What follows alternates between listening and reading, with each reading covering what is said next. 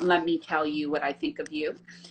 In your approach, definitely you're aware of how much sugar you're using or processed sugar, or how much salt you're using, how much oils you're using. So I appreciated that, because Thank you. when you are living a more health conscious lifestyle, or you're trying to bring in more nutritious meals into your kitchen, Yeah. you know, but you don't want to change the way you eat.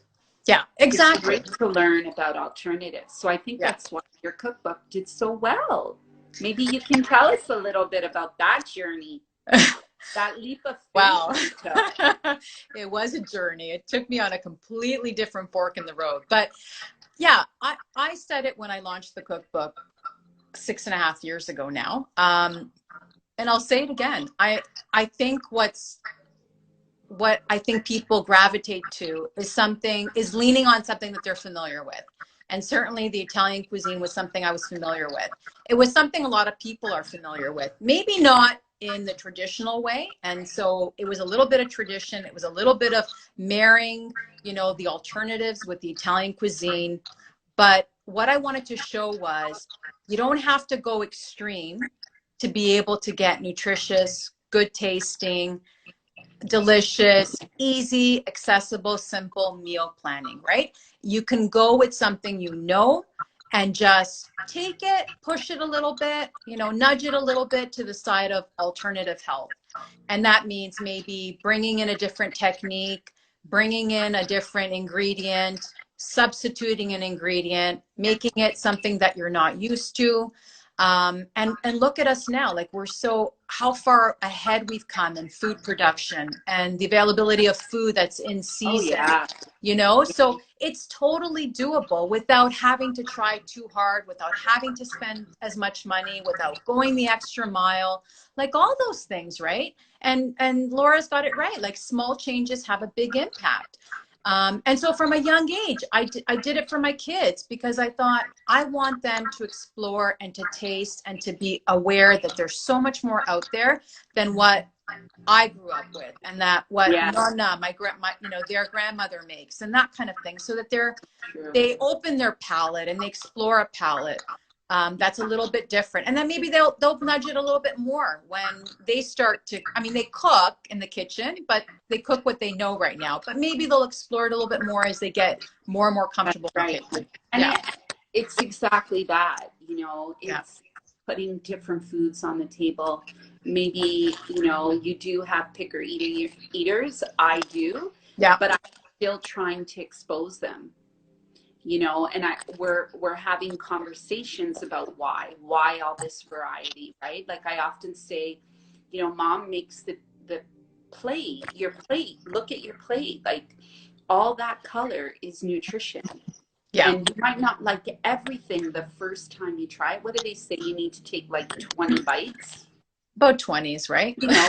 Right. And before you like it. So why not try a little bit? So I have one kid who loves his vegetables. He prefers them raw. Like if I put him raw in front of him, that's how he's going to eat it. Yep. But I was really shocked that he tried the coleslaw. And, the flavor was so overwhelming to him because of the apple cider vinegar, but he tried it and we celebrated that, Perfect. And we wanted him to feel good. So, the other reason why I loved your book, and I know you're really passionate about this, is that, food brings us together. Yeah. Food teaches us about love and giving and nourishment. And I know you and I have talked a lot about, switching the focus from like, less is more, and adding nourishment. So I have a few questions about how you specifically add nourishment to your meals. But I also loved in your book that you were telling a story. Each recipe was about you sharing this passion and also this pride of your culture, Yeah. and I think that's, you haven't said it, but I know you so well that I know that that's one of the reasons why the book was such a hit is because you totally got it when you said, I'm going to share my passion. I'm going to share what I know. I'm going to share my story. And I'm going to show you how I applied that passion to what I love, Yeah, which is 100%. food and family. Yeah. And Yeah. so I think you did that really well in your book. I think you continue to do that really well on every platform, whether it's Instagram or Facebook or your monthly newsletter. You always have a great way to make food important, you know? So I want to know your thoughts about um, what, like, what you believe is nourishment, and when you eat, what are some of the things you're thinking about when you put a meal together? You know, are so nourishment, what are, when you're putting a meal together, what do you think? And what's your, I know this is a big question, but what is also your diet approach? Like, how do you eat? Well, that's a lot there. Okay, so Put it all food, together. food. I Okay, know you so did. it starts with good ingredients. I don't think I say anything that's different from what a chef or a home cook or somebody who loves food will Yeah. tell you. It You're starts. like me. You like going to the grocery store often. Uh, it's like my favorite thing. You know, I don't love it now with a mask, but and I'm gloves the because same I too. want to feel it. I want to see. I mean, I don't touch everything, but you know what I mean. I want to spend my time there. And now these days, unfortunately, it's a different experience. But we'll get there at a time where we can enjoy the grocery store again. So it starts with great ingredients. It starts with fresh ingredients. It starts with whole foods. It starts with foods that when possible are local, are in season, because we know that they taste better, they're more nutritious for us, they have more nutrients, they're not sort of on a truck for a long time where things are starting to break down. So it starts with Yeah, that. I know you really look forward to the spring and summer seasons in the Love. fall when you can shop locally. Yeah, 100%. So whether it's, you know, my dad who delivers or has me come pick up some ingredients, or a farmer's market or a local market or a pop-up or whatever, it's not just in the grocery store, it's all around us. I'm very lucky because I live close to grocery stores, but I also live close to pick your own farms and some great farms that really create an abundance of food around the harvest season. So lucky in that regard. So it starts with that. And then of course, when I bring it into my kitchen, it then kind of, you know, blooms with the ingredients that you put together with it, right? So a meal can be simple. It may not need a lot. Sometimes less is more in terms of flavor. Um, and then it's sharing it. Like that's when you say what makes a good meal, to me, it's also sharing it. And that could mean sharing it with my audience on my platforms. It means sharing it with my, hi, Mia. It means sharing it with my kids. It means sharing it with my family. So it's a lot of different things. And I think for a lot of people, food is that thing that brings them together, right? So for me, e- every day, really, I mean, this is if there's a light in what's happening with us, is that we are coming at the table. We're not having to run to go somewhere. We're making a connection through food, and I think that's why when I post traditional recipes, like when I posted my Easter bread, Oh, which is a yeah. recipe that's been Yeah. generation. It's been in my husband's family for, I don't know, 3, 4 generations. I'm not even sure how long it's been. But certainly when I came into the picture, you know, a long time ago, let's say a couple and more decades ago, it was going strong and we looked forward to it. And I think people connect with that. I think it's a way to connect with something that's happened, a memory, an occasion, a heritage, a legacy, whatever it is. I know that sounds really grand, but I see it when I post those recipes. I see the Yeah. kind of emotion that it triggers, and people are just connected that way. It reminds Right. them of And something really good, right? Right. And I think,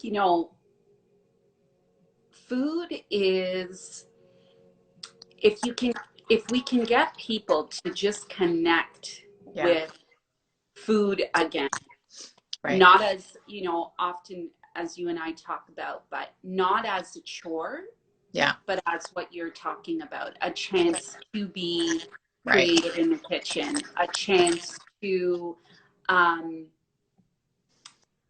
feel texture, smell, almost like mindfulness preparation. Yeah. Food can heal you. It can Yeah. heal you um, just by touching it, feeling it, smelling it, also ingesting it. That's my standpoint about food. But it is important. But I think what you're saying, what motivates you the most is the creativity, the creative outlets. So you can look at an eggplant and go, what am I going to do with this eggplant? Right. And I know your brain, you're probably thinking of 10 different recipes, whether it's a pasta or an eggplant parm, Yeah. and your eggplant parm is amazing, so is your sister's. My So sisters. yeah, so I got to give the it to her. creativity that goes behind it, I think, not everybody's blessed with that, because I Yeah. feel like there's this disconnection from food. It's like, it's the chore. It's I got to make the breakfast. I've got to make lunch. I've got to make dinner. I can't get out of my kitchen. Like, how do we get people to fall in love with food prep again? Fall in love with feeling creative? I think it's like we're too stuck in the doing that we don't have the time. Because if you look at what's happening in the world right now, right? What are people doing? They're There's spending more time in the kitchen kitchen preparing in the food kitchen. I because get, they I mean, have to.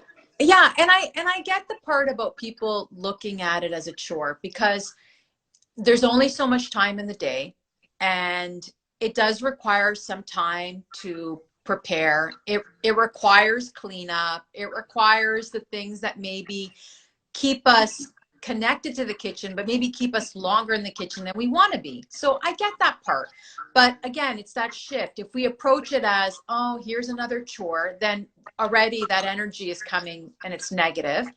And if we get to a place where all hands are on deck, that we all do it together, then that minimizes the amount of work that we have to put into it. I think preparing ahead of time helps. So if you've got like a schedule, or you've got a meal prep schedule on what I'm doing every day, even if it's just 3 days, 2 days out, that helps. I think that Yeah, people don't feel as intimidated because on the day of you feel stressed. What am I going to do? What am I going to right. make? I have to do And it I quickly. think I think that's, bottom line. It is because a lot of people are stressed about time. And Time. so good food takes a long time to make. That I think it's one of the obstacles for sure that people have. It can be, which is why I say to people, if you're going to make meals on a daily basis, you're going to plan for them. Don't defeat yourself. In other words, don't make three things that require a ton of time. Maybe it's one Mhm. thing, and the two that accompany it, whether it's the side or whether it's the main, are simple. Yeah.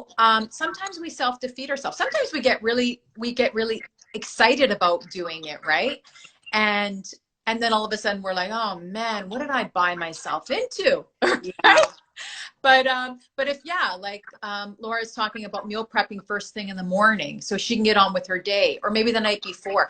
I say, you know what, even pulling, say you've got meat in the freezer, even doing it the night before makes you so much further ahead the next day. Knowing what vegetable you're going to cook. I mean, even just thinking about it, honestly, gets you ahead of Well, the day. right. And I often hear, like, some people are saying it's difficult to cook because I have a picky eater. Right. I don't, I personally don't compromise the way I eat or Yeah. the way I want to eat based on what other people like or do not like. Yeah. So for me, part of healthy cooking and nourishing my mind, my body with food was, yeah, I'm going to have to figure out a way to make sure that I'm getting what I need and they're getting what they need. Yeah. No, And for the other sure. thing is, yeah, and I agree with you. Like, we don't have to make things complicated. Right. We can make things simple. Like every day, I'm going to make sure there's a fresh raw salad on the table. There's a million different ways you can make salad, right? I'll never forget at one of your events, you made that daikon. Was that daikon you used? What was that? It was It's like watermelon a, radish. Watermelon radish. no, that was another one. That was Okay. Tell me. amazing. There's I'm another trying to vegetable remember. you use. It's a cross between like a pear and an apple. It looks like a Oh, potato. um, Isn't it daikon? What is it no, called? no.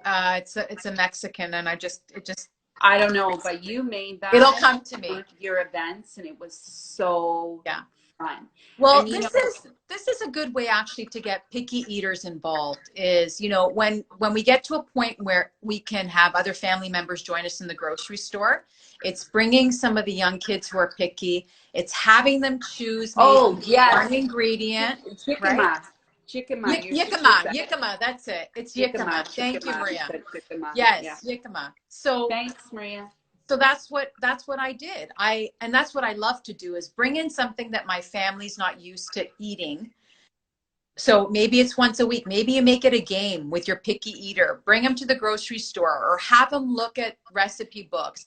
Have them invest in the meals you're making, whether it's picking that ingredient, whether it's picking a recipe, even if it's a recipe that you would never make, you would never want him to eat. Maybe it doesn't have the nutritional values you want him to be eating, but he's engaged, he or she's engaged.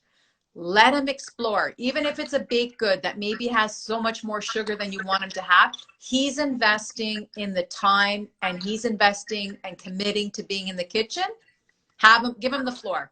Close your eyes. Oh, my my picky eater will say, "Mom, it's okay. I'll cut my own vegetables up." I'm like, Beautiful. Love it. okay, All right. Buy him sounds wonderful. some kid-friendly knives, some colorful knives, or get them even to be comfortable with the equipment in the kitchen. I don't know if you know this, I taught some cooking classes with kids, and I still do. I still sometimes go into schools. We have one school, Julie, Miguel, and I work together sometimes on this little project called the Happy Kitchen. Yeah, I was gonna say that was great. Yeah, so what we do is one of the things we talk about when we start our classes is about safety in the kitchen because we want them to have a positive experience in the kitchen. And I think with a lot of kids, they see the equipment or they see mom using the equipment and they can't hold it right. They can't do it right. They don't know how to open a can with the can opener. So it's getting them familiar with the equipment, with the tools, how to use them, even turning off on the stove, even pushing a button on something, operating something that they're not used to operating, so they get familiar with it. And they want to be in the kitchen and they want to use it. And that in itself builds confidence and builds skills. And little by little, those skills get layered with more skills and more confidence. And they'll be doing something on their own. It's going to go beyond buttering their toast. It might be grilling their toast, with cheese and tomatoes in the oven. Whatever it is, it's building on those skills, giving them the confidence, giving them the assurance that they can be there and they can do it. And they will be. Even if they don't do it right away, they'll see you doing it. They'll do it a little bit at a time and they'll build that confidence to come back and try it. So there are a million different diet trends right now. Oh, yeah. We all know this. And, I think eating food has a lot to do with personality. And also people are taking, radical standpoints when it comes to their food and nutrition, whether it's for healing, whether it's for, creating a political platform, whether it's for weight loss or, right. Follow my program, Right. branding, all kinds of stuff. Yeah. And something I often hear people say to me now, I was calling myself a vegan because about 90, I would say about 90% of my calories come from vegetable, whole grains, and what else is there? And fruit and legumes. So that's basically my diet. But if I want a bite of chicken, I'll have a bite of chicken once in a while. If I want to taste a piece of cheese, I'll have a piece of cheese. And one of the reasons why I personally stopped calling myself a vegan is because it's such a strongly charged word. Like it comes with like a whole, background of who I am. And so I felt really uncomfortable with that. So Mm-hmm. even though I believe in the way vegans eat, I also believe that nourishment is important. So you might be a vegan, but you're not eating well because you're eating a lot of processed vegan food, or you're eating a lot of vegan sweets, and Right. and ultimately when we think about health and nutrition, nourishment, we want Right. to eat whole food from the earth. Yeah. No, So 100%. plant-based, for me, plant-based nutrition felt more relaxed, Mm-hmm. and it felt more supportive than using the word vegan. Um, so that's how I eat. That's how I feel great. Yeah. Sometimes, confessions. Sometimes I do struggle with where I'm getting my protein from. I do tend to eat a lot more greens than I do fruit. But I do have to make sure that I'm getting legumes, tofu, hemp seeds at every meal because I don't have many options. I might have white fish once a month. Right. So, pescatarian diet is a great diet for longevity, plant-based diet. Right. Um, Intermittent fasting, there's a lot of science based behind that. Mm-hmm. But again, when I say intermittent fasting, there's also ketogenic diet and paleo diet and all these different ways that we express ourselves, who we are, and the kind of food we're eating. So I'm really interested to see what you think about your eating style. Who are you when it comes to food? So I eat what I've been eating all my life. And by that, I mean, I don't subscribe to a particular diet. And when I say diet, because that can have a negative connotation, I don't relate it to weight loss. I talk about it just in terms of what I eat. Yeah, See that diet that is a equals diet. very emotionally charged Charge word. word, And I 100%. know when you use it, you're saying this is my diet every day. This Every isn't, day. I'm not talking about calorie restriction or Right. weight loss. Right.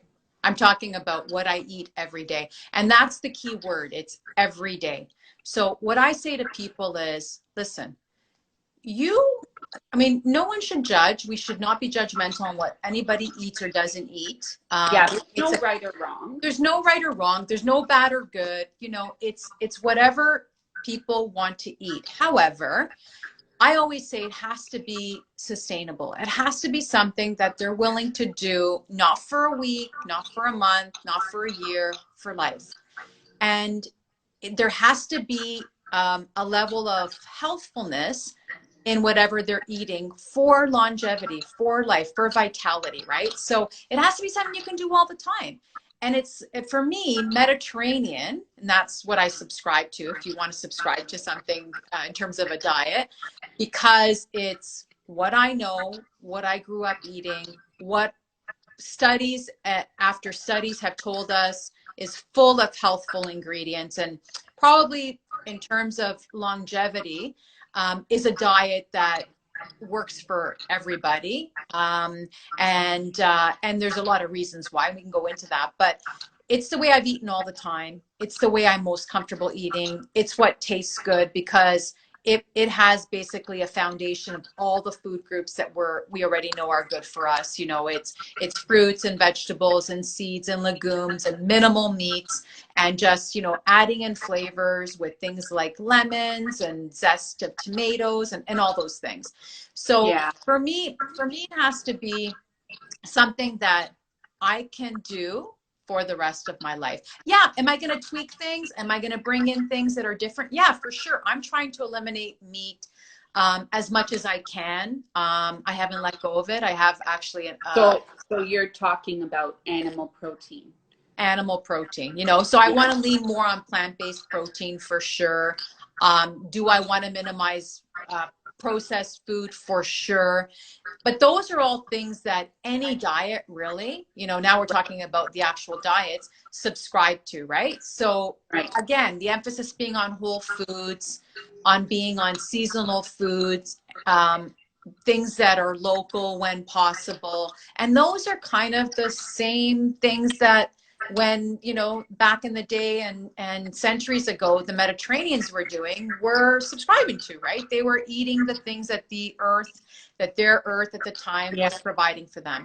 And, you know, the Mediterranean diet, you know, has been highlighted for Yeah. longevity. Right. And if anybody's familiar with the Blue Zones book, um, there is people in Sardinia that live well past 100. Mm-hmm. And, you know, the thing people don't, if I can say so, the thing people might not understand about meat protein Yeah. is if you're going to do it, just know where your meat, your food is coming from, right? So Right. like even when it comes to meat, like the worst possible meat you can buy is farmed meat. So, you know, whenever you can, if you're going to eat animal protein, at least know where it comes from, like Yeah. going for, you know, better quality, not mass produced, understanding that grass fed, organic is better, meaning that the animals have had a good life, which does affect their their body chemistry and Yeah. the hormones that are released into their tissues. For And sure. if animals are mistreated, it does affect their internal biology, and it does create a whole host of hormones that you'll eat in your own body. Yeah. Well, that's important to me. And so, for I know example, it is. Yeah. I'm lucky in that I get invited to farm tours. So I get to see firsthand the way farmers work with livestock, the way things are processed, what's in our sort of our food system, how is it grown, how is it raised. That's important to me. I get to ask questions, and I have to tell you, all the farmers I've met like are passionate about what they're Oh doing and how yeah. they're doing it, right? Because they're So feeding their families with it. So they're not going to, obviously, you know, they gotta do what they preach. right. So that's So important to me. right. And I think that overall through my own research, because you know I primarily only eat organic fruits and vegetables now, and I'm not like, oh my god, that's, you know, that's not organic, I'm not going to eat it. Yeah. But again, like I would say about 80 to 90% of my diet is plant-based and is organic. um, and there's someone asking about the difference between organic fruits and vegetables, um, and how, you know, what is the main difference. And I would say not, I don't know, correct me if I'm wrong, but I would say where you get your organic from, it's not all the same as well. Yeah, because organic is a bit looser in terms of what we know it to be in this country. It's not quite as regimented, so we have to be careful sometimes on where it's Right. coming from. Right. But you know what? It's a choice. Like, this is the way I say it. I say, listen, it's a choice, and if you want to and you feel it's better for your health, then by all means. I mean, I picked some things that I feel are better for my family when I was preparing food for the first time for my infant. I was doing organics. I mean, there's certain times in my life where I feel it's important, more important, or there's certain foods that I think are more important to buy organic, and it's a personal thing. But you know, sometimes I feel like organic certainly gives you more flavor in some cases. Right. Um, Well, something interesting that people don't know, and I do want to just just note that it's 8:25. So Instagram usually gives us an hour right. on live, but if we want to continue our conversation, we can, and we'll just pop back on. And if anyone would like to continue Sure. listening to me and Fina, please just jump right back on. Um, but before we go further into organic, there's a few things I want to say about it, Okay. because you know I've looked into it, because I often, when people hear I eat mostly organic food, They want to know you know more. they want to know why, Yeah. and they want to know what's the importance. So I think that's important. Yeah.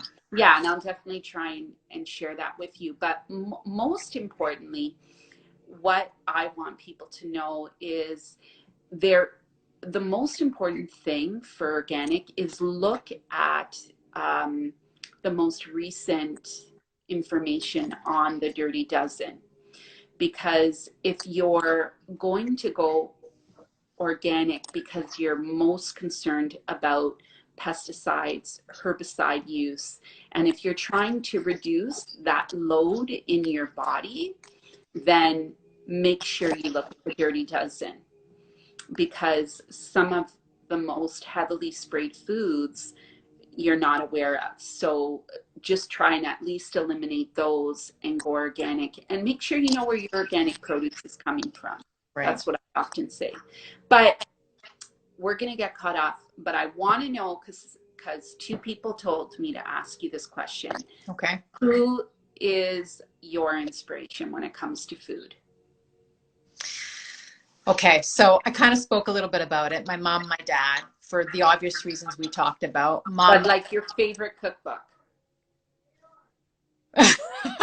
Really? Oh, So you're many? fine. You Okay, know what I fine. will Don't tell name you? any No, names. but you know what I will tell you?